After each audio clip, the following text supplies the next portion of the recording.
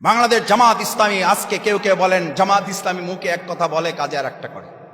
বাংলাদেশ জামাত ইসলামী সেই দল যা তারা করে সেটাই তারা বলে, আর যা বলে সেটাই তারা করে। তার জন্য ফাঁসি আসলেও আমাদের মাথা নত করতে পারে নাই।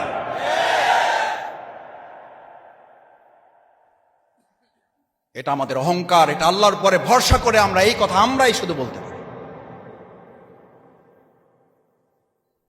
আমাদের মতো ছোট মানুষদেরকে বলা হয়েছিল পার্শ্ববর্তী রাষ্ট্রের সাথে সম্পর্ক রক্ষা করা চলেন, মামলা হামলা নির্যাতন রিমান্ড কিছুই থাকবে না, আজকে বাড়ি চলে যেতে পারবে। সেই অফিসাররা নিশ্চয়ই এখনো জীবিত আছেন। অমুক দলের সাথে জোট ছাড়েন, জোটের সাথে থাকতে হবে না, আপনারা আপনাদের মতো করে কাজ করেন, আপনাদেরকে কাজ করার সুযোগ দেওয়া হবে, আপনাদেরকে মিছিল করার সুযোগ দেব, জোট থেকে বেরিয়ে আসেন। আমরা জনগণের সাথে জোটের সাথে আমরা বেইমানি করি নাই। আমরা রিমান্ড নির্যাতন নিপীড়ন সহ্য করেছি, কারাগারের জুলুমের পর জুলুমের শিকার হয়েছি। আমাদের সামনে দিয়ে, আমার সামনে দিয়ে আমি বের হয়ে সাংবাদিক বৃন্দকে জিজ্ঞেস করেছিলাম, আমি কোটি কি আমার সাংবাদিক ভাইদের কাছে অনুনয় বিনয়ের সাথে জানতে চেয়েছিলাম, তখন আমার ভাইয়েরা আচ্ছা বলতে পারেন আমি শফিকুল ইসলাম মাসুদ তখন ঢাকা মহানগরীর কেবলমাত্র সহকারী সেক্রেটারি হয়েছি, কেবল সহকারী সেক্রেটারি হয়েছি। আমার সামনে দিয়ে আমার বড় বড় অন্যান্য দলের নেতৃবৃন্দ জেল থেকে বেরিয়ে যায়, আমাকে জিজ্ঞেস করে মাসুদ তোমার জামিন হয়েছে? আমি বললাম আমার জামিন হয়েছে 2.5 বছর হয়ে গেছে। কয় বছর? 2.5 বছর হয়ে গেছে। জামিন হয়েছে 2.5 বছর, আমি বের হতে পারি না। বলছে মাসুদ তোমার সমস্যা কি? আমার সিনিয়র নেতা, অন্য দলের আদর করতেন, স্নেহ করতেন, একসাথে খাইছি, ছেলে বসছি, চা খাইছি, আড্ডা দিছি, গল্প করছি, রাজনৈতিক আলোচনা করেছি। ওনাদের কেউ কেউ আমাকে বলতেন মাসুদ বের হওয়ার কিছু পলিসি আছে। আমি বললাম ভাই পলিসি তো আমার জানা নাই। বলছে এগুলো গেটে আলোচনা করে হবে না, এগুলো বাইরে আলোচনা করতে বলো। আমি তখন বুঝে গেছি কি আলোচনা করতে হবে। এটা আলোচনা নয়, এটা হচ্ছে সমঝোতা করা, আত্মসমর্পণ করা। বাংলাদেশ জামাত ইসলামী আত্মসমর্পণ করে নাই। ডিবি অফিসে যখন আমাকে ছেড়ে দেওয়া হবে, আমাকে শুধু আমাদের বহু নেতৃবৃন্দকে, পরিবারের লোকদেরকে ডাকা হয়েছে, আমার পরিবারকে ডাকা হয়েছে।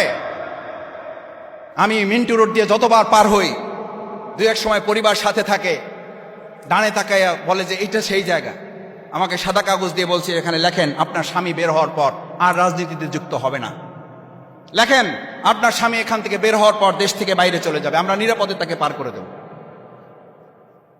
আমার পরিবার সাথে আইনজীবীরা ছিলেন। আমি এটা বলছি, যারা বলেন বাংলাদেশ জামাত ইসলামী, ইসলামী ছাত্র শিবির কি আন্দোলন করেছে, জনগণের কি ভূমিকা পালন করেছে, কত বড় দল, সেই জায়গায় তাদেরকে একটু স্মরণ করিয়ে দেওয়ার জন্য আমরা শুধু আন্দোলন করি নাই, আমরা শুধু ত্যাগ কোরবানি রাজনীতি করি নাই। আমাদের ভাই বোন আত্মীয় স্বজন বন্ধু বান্ধব আমাদের সহযোগী শুভানুধ্যায়ী প্রত্যেকে আমাদের সাথে আন্দোলনে এক একজন কর্মী হিসাবে শুধু নয়, একজন যোদ্ধা হিসাবে ময়দানে ভূমিকা পালন করেছে। সাদা কাগজ ছুঁড়ে ফেলে দিয়ে বলেছিলেন আমার স্বামী 2.5 বছর হয়েছে, জামিন হয়েছে, তাকে বের হতে দিচ্ছেন না। জামিন হয়েছে, গেট থেকে ধরে নিয়ে আপনারা মিন্টু রোডে নিয়ে আসছেন। এখানে আবার আমাকে লিখিত দিতে বলছেন। আমার স্বামী আমাদেরকে আগেই জানিয়ে রেখেছে প্রয়োজনে জেলখানায় আমার মৃত্যু হবে, তারপরও কারোর সাথে আন্ডারস্ট্যান্ডিং করে এখান থেকে আমার বের হওয়ার প্রয়োজন নাই। কারণ আর দুনিয়া সিজদুল মুমিনিন ওয়া জান্নাতুল লিল কাফিরিন। আমি জেলখানায় বহুবার এই হাদিস মানুষের সামনে বলেছি, কারারক্ষীদেরকে বলেছি, ডিবির পুলিশদেরকে আমি এই হাদিস শুনিয়েছি। মিন্টু রোডে আমি আমার কারারক্ষী সহ আমাদের যারা ছিলেন মিন্টু রোডে আমার সাথে, আমি তাদেরকে ওখানে বসে হাদিসের দাস পেশ করেছি। আমার ভাইয়েরা কোথায় যাবেন? দুনিয়াটা মুমিনের জন্য জেলখানা, আমি তো ছোট একটা জেলখানায় আছি, বের হয়ে বড় জেলখানায় যাব। আমার আইনজীবী, আমার শ্রদ্ধেয় আজকে দায়িত্বশীল প্রধান অতিথি অ্যাডভোকেট হেলাল ভাই মাঝে মধ্যে আমাকে সান্ত্বনা দিতেন, মাসুদ ভাই বের হয়ে যাবেন। আইনজীবী তো সান্ত্বনা দেওয়ার দায়িত্ব তার, আর দায়িত্বশীল হিসেবে তো দেওয়া লাগেই। আমি বললাম ভাই বের হয়ে কই যাব? কয় যে বাড়ি যাবেন। আমি বললাম ওটা তো বড় জেলখানা। আর দুনিয়া সিজনুল মুমিনিন, গোটা দুনিয়াটা যদি ইমানদার হন, গোটা দুনিয়াটা তার জন্য কি? জেলখানা। ওয়া জান্নাতুল লিল কাফিরিন।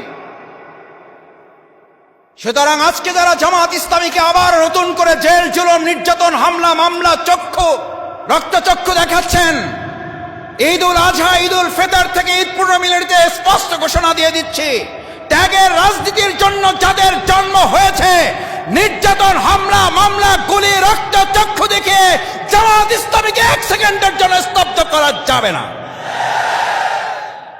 আমাদের জন্মই হয়েছে ত্যাগের জন্য, আমাদের জন্মই হয়েছে কোরবানির জন্য, আমাদের জন্মই হয়েছে স্যাক্রিফাইস ডেডিকেশনের জন্য। আমরা কোরবানির রাজনীতি পেশ করার জন্যই এই ময়দানে আমরা কাজ চালিয়ে যাচ্ছি। সুতরাং যারা ভোগের রাজনীতি করেন, ত্যাগের রাজনীতিওয়ালাদের সাথে পাঙ্গা নিতে আসলে ভালো হয়। কারণ আমরা মৃত্যুকে খুঁজে বেড়াই, আর যারা ভোগের রাজনীতি করা তার মৃত্যু থেকে পালিয়ে বেড়ায়। যারা মৃত্যুকে খুঁজে বেড়ায় তাদেরকে মৃত্যুর ভয় দেখিয়ে কোনো লাভ হবে না। আমাদের নেতৃবৃন্দ মৃত্যুকে ভয় পান নাই। আজকে বাংলাদেশ জামাত ইসলামী এই সমাজটাকে বদলাতে চায়। আমরা চাঁদাবাজের বিরুদ্ধে কথা বলি, তাতে নাকি আমরা বিভেদের রাজনীতি করি, তাতে নাকি আমরা ফ্যাসিবাদের উত্থানের জন্য সুযোগ করে দিচ্ছি। আরে ভাই, ফ্যাসিবাদের উত্থান ঠেকানোর জন্যই তো চাঁদাবাজকে দমন করা আমাদের সবাই মিলে দায়িত্ব ছিল। আমরা যখন কথা বলেছি এক চাঁদাবাজের বদলে আর এক চাঁদাবাজ, তখন আপনার বলতে হতো সবাই মিলে আমরা চাঁদাবাজের বিরুদ্ধে ঐক্যবদ্ধ আন্দোলন গড়ে তুলতে চাই। আমি তা না করে আমি মাথায় হাত দিলাম সেই গল্পের মতো, যে আজকে চুরি করে আসছে তার মাথায় একটা হাঁসের পালক আছে, সাথে সাথে আপনি হাত দিলেন, আশেপাশে লোকেরা আপনাকে চোর বলবে না ভালো বলবে? আপনি কেন হাত দিলেন? আপনি চুরি করলেন।